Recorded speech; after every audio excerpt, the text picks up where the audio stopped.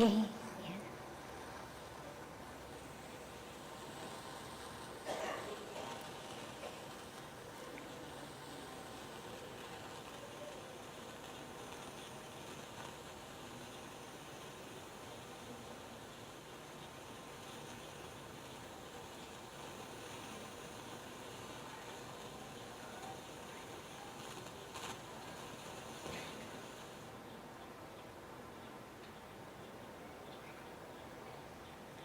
Welcome to Satsang.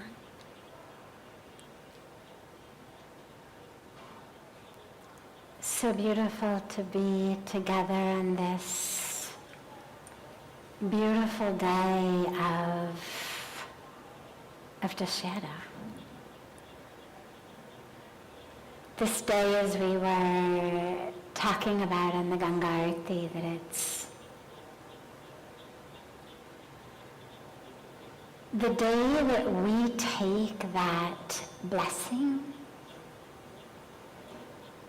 that Shakti, that strength, that presence of the divine in our lives to defeat those tendencies. I don't like the word demon, talking about ourselves. It's fine when we're talking about Ravan or the Asuras, then we can use the word demon. But I don't like the word when we speak about our own tendencies, because they're tendencies that arise out of ignorance, out of fear. They're not inherently bad. It's in our fear. Are you having difficulty hearing? आपको सुनाई नहीं दे रहे? सुनाई दे रहे? No problem? Okay.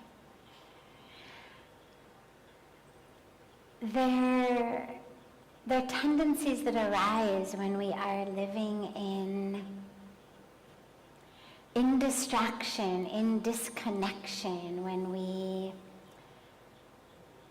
we're not living in that light, when we're allowing ourselves to just be dragged around by fear, by greed, by attachment, by arrogance, by ignorance, by jealousy, by all of these things. And so I don't like the word demon when we're talking about ourselves. Sometimes you'll hear the kind of demonic tendencies within us, but I don't like that, because to me it feels like, well, we're human, and really what they are is kind of the shadow side of being human, you could say. The human when we are not turned toward the divine. And so I also don't, on a personal level, think about it as this battle of swords. Imagery is really interesting. It's powerful, it's wonderful, and it's a great teacher. So it's great to say, oh, this is the day. Bhagwan Ram, with his bow and arrow, and the army, and the weapons, and they defeated the demons. It's fantastic. And it's a fantastic metaphor. And yet, when we are working inside of ourselves, what I have found on a personal level, other people may experience it differently, but what I have found is that the more I try to wipe out or kill or defeat or slice away or shoot away with a bow and arrow some part of myself, actually the worse I feel. Because even though it's not my divine self, it's not my true self, it's not my higher self, but nonetheless it's part of this package that I consider self. And so I like to think of it much more in the idea of awareness and the idea of vision. A metaphor that works really well for me is the story of the Wizard of Oz, where at the end of the Wizard, or close to the end of the story, when they get to the wizard. Now remember, he has basically terrorized and terrified not only Dorothy and the Tin Man and the lion, but actually the entire land. But he's done it from behind a curtain with a big loudspeaker and a big projector. And when they finally get to where he is, and Dorothy's dog Toto pulls back the curtain, what they find is that the wizard is this tiny little man with a projector. Not scary, not big, not powerful, but he had managed to project himself from behind the curtain. And what I have found when I'm doing metaphoric battle with the aspects of me that feel like a demon, the attachments or the anger or the ego or the jealousy or the desires or the aversions or all of these things, is that the moment I actually look at them and face them, I realize that they're much more like the Wizard of Oz than they are like Ravan. They're much less like this enormous demon and much more like this tiny little being that's just kind of projecting itself, seeming to be big and scary. And so I find that the practice of actual open-eyed awareness and acknowledgement can be a really powerful tool, as powerful as a bow and arrow or a spear or whatever other weapons are wielded to fight the demons. The other piece that I wanted to just touch on for a moment before we take questions, another piece that to me feels really deep, is that Ravan is not an inherently evil being. If you go deep into the story, he was a Vedic scholar, a high-level, really accomplished scholar. He had done intense sadhana, tapasya.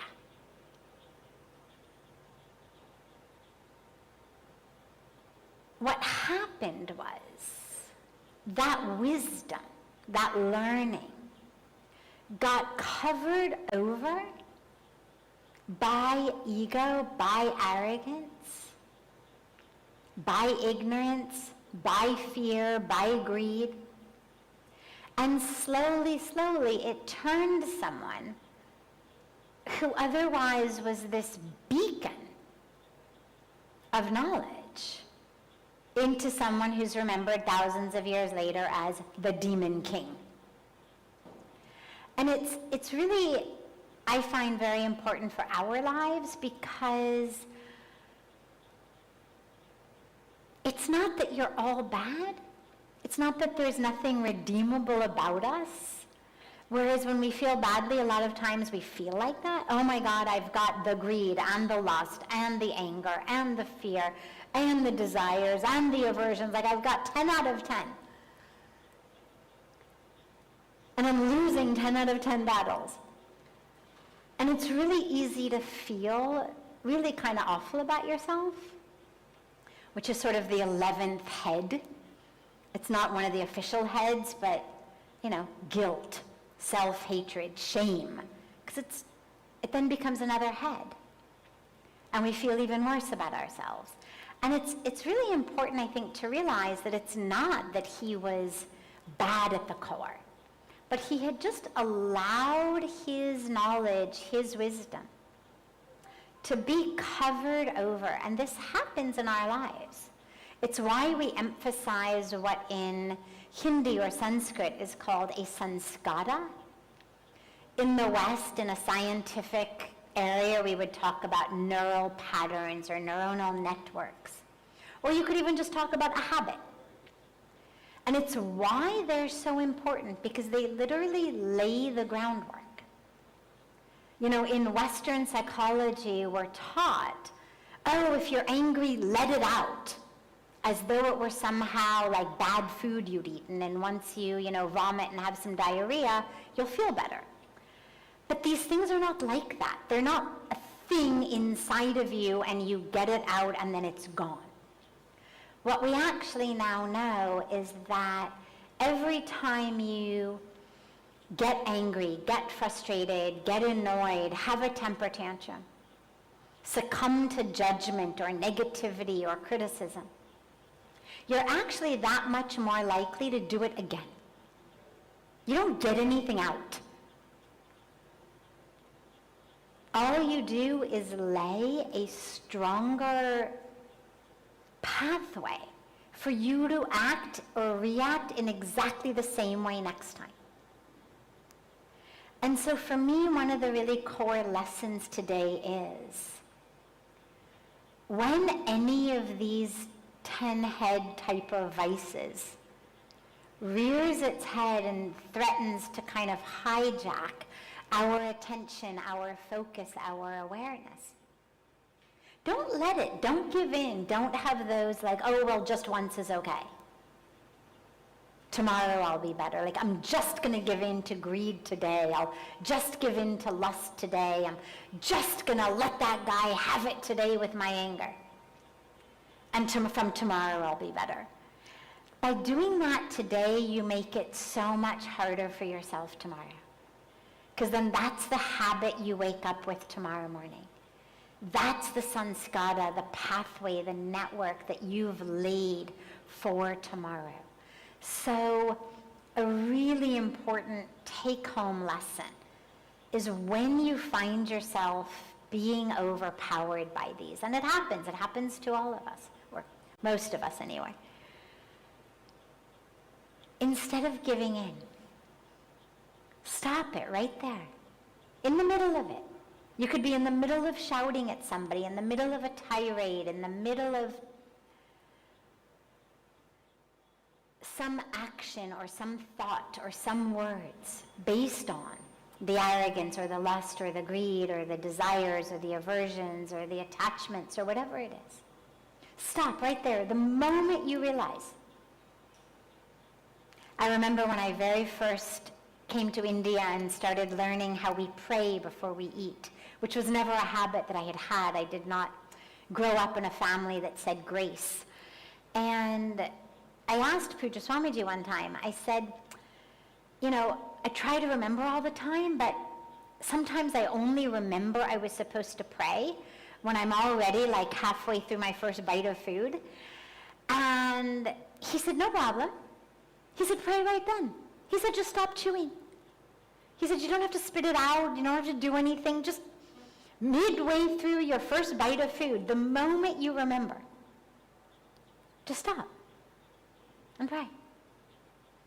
And okay, so you have to pray silently because your mouth is full, so you can't really do it out loud, but that's all right. And in the same way, the moment that you find yourself wrapped up in any of these aspects of our personalities, the fluctuations of the mind, as Pujya Swamiji was saying in Arati, the vrittis, the waves of the mind, the moment you find yourself in any of them, just stop. Pause. Reassess. Is this the path I want to go? Do I have a choice? What's my alternative? And start laying new pathways so that that wisdom of you, those gifts of you, don't end up getting overshadowed by these waves of the mind. So a lot of take-homes for today. And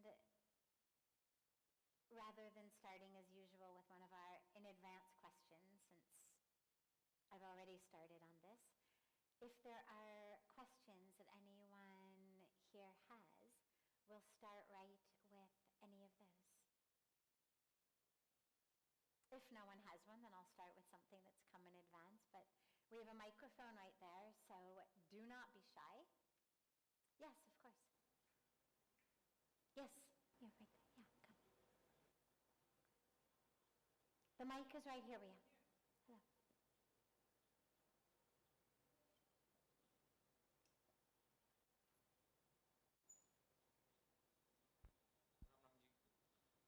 So my question is, like the bhautik life is also important, but the Can you just speak a little bit more clearly so I can hear? Okay.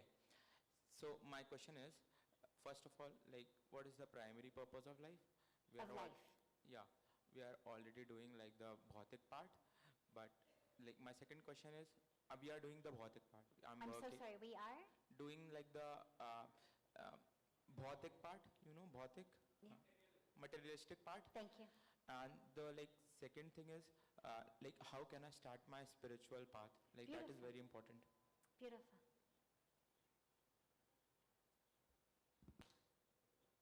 So, we are all here to recognize the truth of who we are.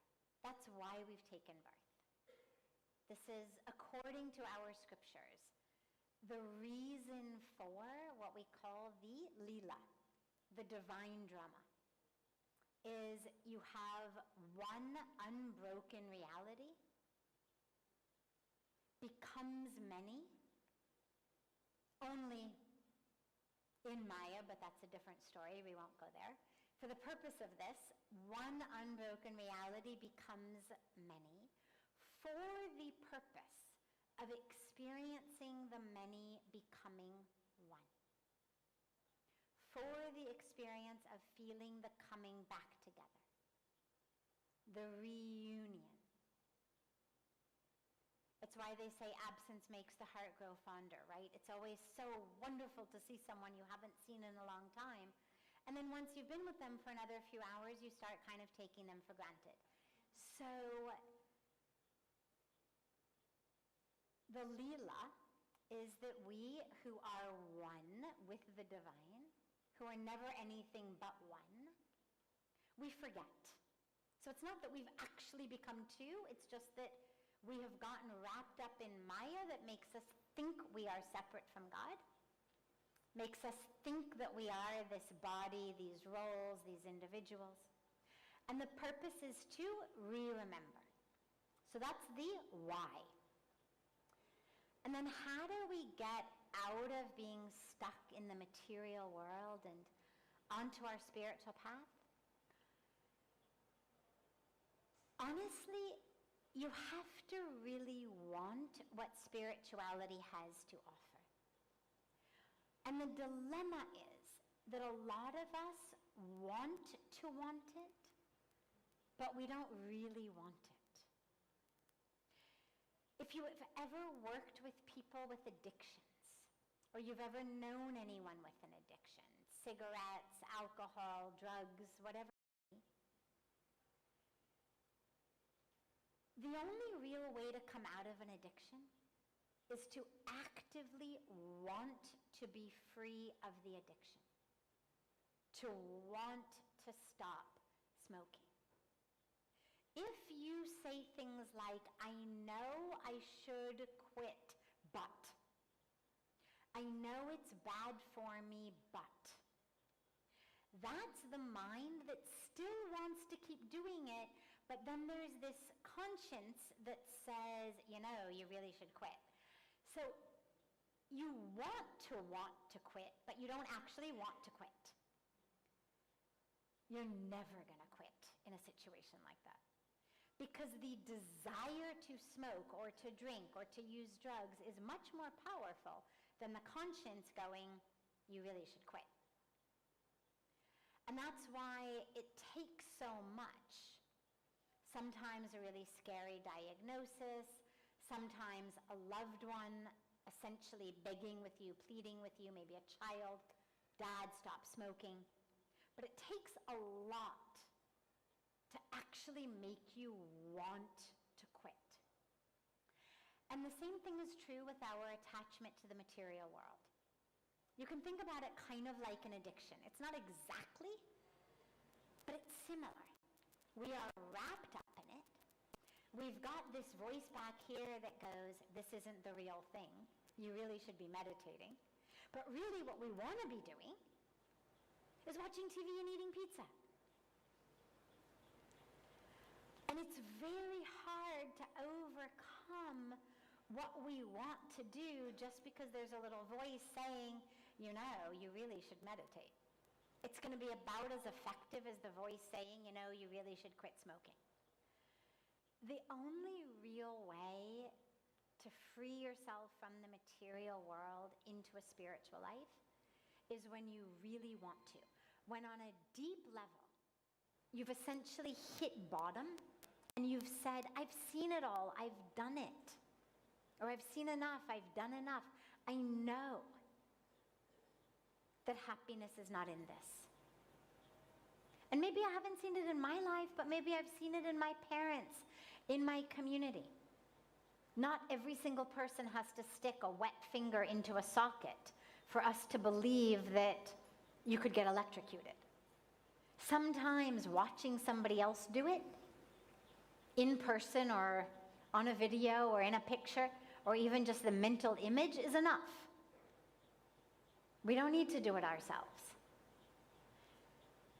But you have to be deeply convinced that this material world you're wrapped up in is not the answer to what you want. Because as long as you are filled with those desires, those aversions, that greed, that lust, just one more time, you're never going to be able to get out. That's why teachings around Vairagya, around our Swadhyay, self-study, these are the practices that really take us deep within and say, where are you going? You know, Pujya Swamiji was speaking in the Arati tonight about going on Facebook is fine, but make sure that you face your own book. Why? Because if we don't face our own book, then we just get dragged along. So to shift, you've got to really realize isme hai nahi kuch. Jiske liye main dhoond raha hu, hai nahi usme. And you've got to believe it. Because if you think just a little more money, just another girl, just a new car, then you're going to get stuck in that. And this is where a practice of meditation, of yoga, of japa is so powerful because it can give you a taste of that happiness, of that peace, of that fulfillment that we're looking for in external things. But it's not going to happen just by wishing it's going to happen. It comes when you actually start working it. So number one, really introspect. Ask yourself, what am I getting from this material world? What is it giving me? Am I happier at the end of the day because I have more money? Because I have a new car? Am I deeply happier? Ask yourself that. Really go within. Does that new shirt really bring me peace and joy? Because only you can tell yourself the answer. I can tell you no, but it's not going to be convincing. You've got to tell yourself now. And then give yourself opportunities to have experiences through meditation, through yoga, through things like arati or group kirtan or japa or prayer or spiritual pilgrimage, going to holy places, being in the presence of holy people, in such a way that you actually have an experience of, oh, I mean, that's what happened to me.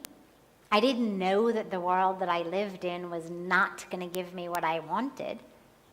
It took me coming here and quite literally being in the middle of the Ganga Arati and going, oh, this is happiness. oh my God, all that stuff that we thought was happiness, like it wasn't really happiness. But it took having an experience of what happiness really was to be able to look back and say, oh my God, we thought we were happy, but we weren't. Or at least we weren't on a deep, sustainable level. So number one, introspection, swadhyay, study of the self, your life, facing that book. Number two, giving yourself opportunities to deeply experience the power of really what you are looking for in life. And then the third is discipline. Once you know on a deep level that that's where you want to go, it still requires discipline.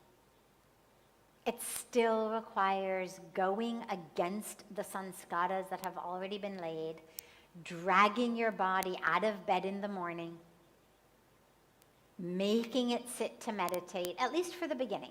Not forever, but for the beginning. You gotta do it. You drag yourself up. You set the alarm, you put the clock or the phone on the other side of the room, so you gotta get up out of bed to turn it off. Discipline. That's the abhyasa. The practice, the practice, the practice. So bring all three of those in together, and I think you'll find that you're walking quite nicely on the spiritual path. Yeah, great question. Other questions?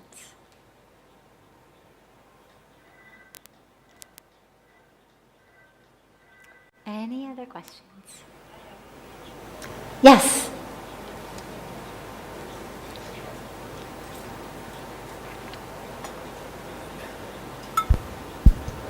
Hare Krishna, Sadhviji. I have read your book, Hollywood to Himalayas, and that was a very wonderful book. In that book, I just remember this example which you gave, in which once you went back to your home in Hollywood, and your mother had arranged a party in which she had planned a dress for you, and you didn't wear that dress, you thought upon it, but at the end you just realized that you will not wear that dress. So, somewhat my question is related to that. Like, to walk on the spiritual path, do we need to detach ourselves from our day-to-day lives? Like, I'm working. Now, when I'm working, I think that there are certain things which I need to go according to the society. Like, that can be talked and that can be said that these things are materialistic.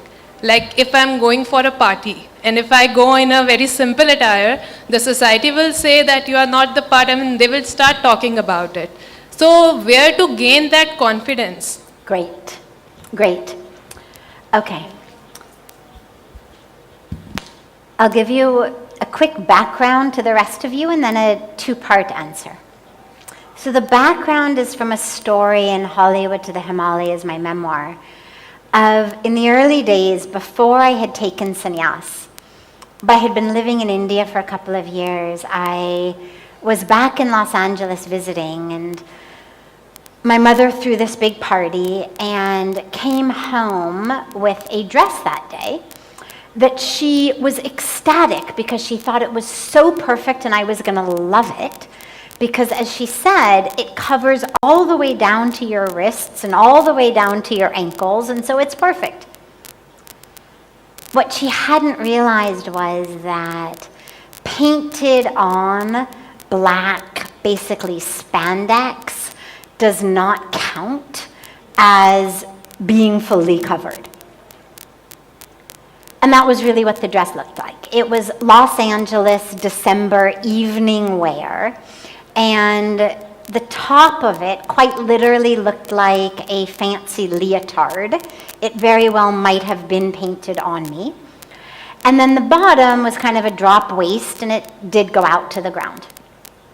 But from here up, it literally looked like someone had just taken a black paintbrush and had painted me. And I didn't refuse to wear the dress. What happened was I was actually trying to convince myself it was okay to wear it. And because Pujya Swamiji had told me, when you go back, like, just make them happy.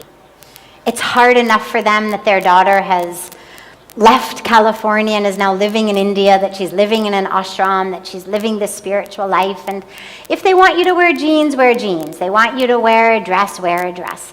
So I was trying to be okay with this. But I just couldn't. And I literally just burst into tears. And I said to my mom, I said, this dress is a lie. It's a lie about who your daughter is and what her life is. Because my mom, of course, was like, but it looks beautiful. I mean, mothers are mothers. She's like, it looks beautiful. You look gorgeous. Like, what's the problem? Why are you crying? And I said, because it's a lie.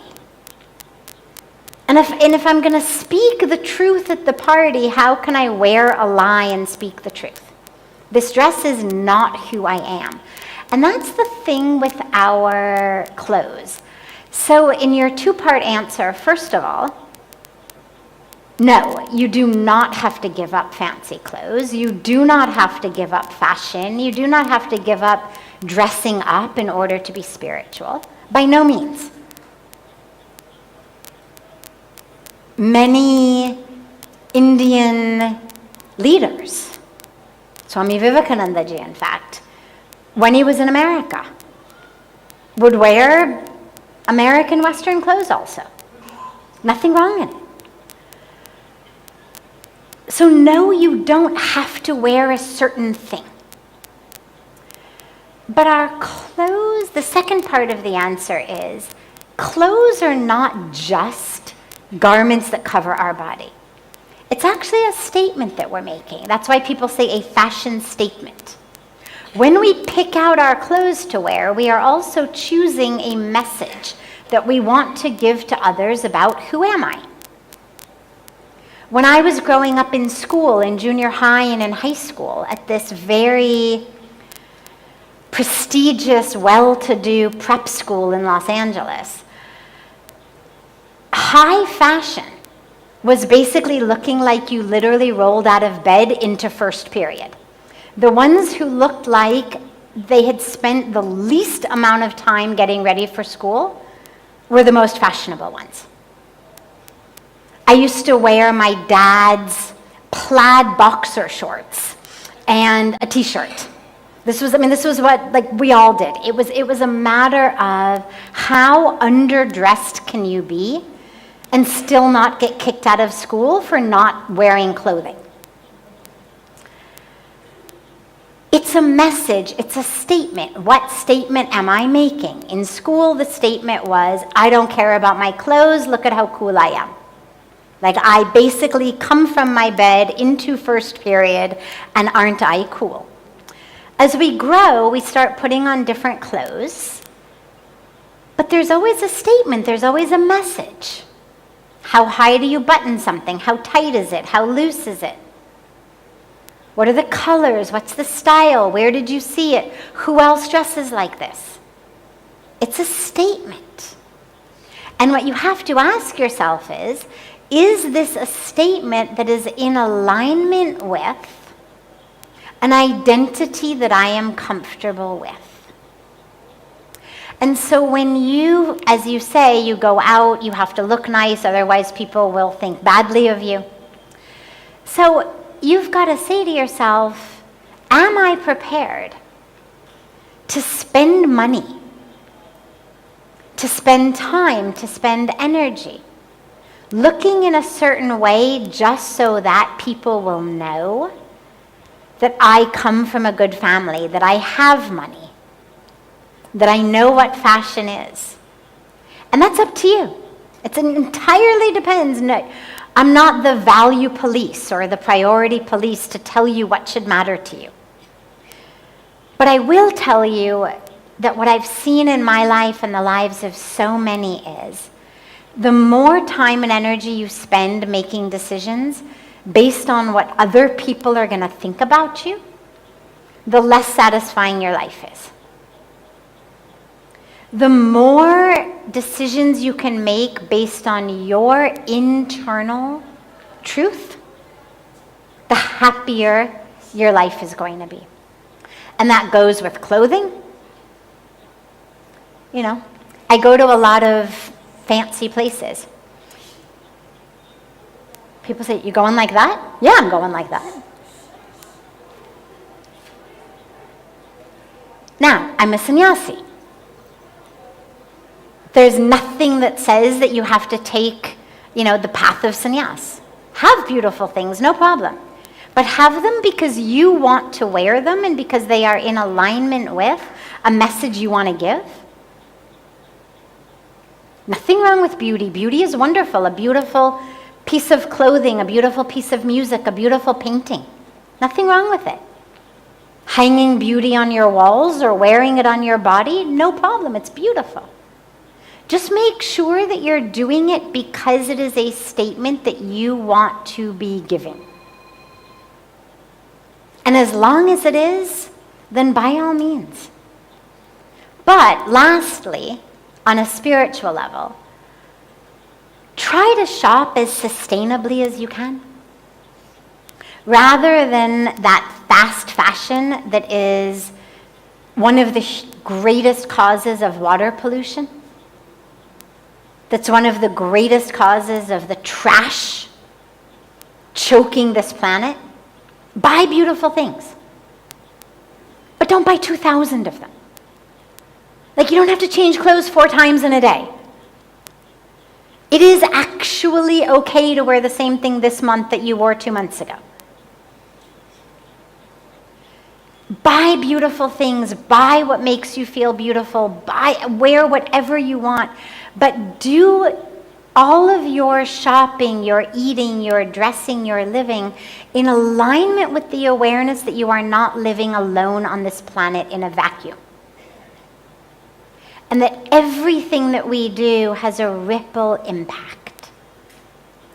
And so the same way, whether you're shopping for food or you're shopping for shampoo or you're shopping for a shawl or a sweater or a sari or a dining room table, do it with the awareness of, can I cause the least harm?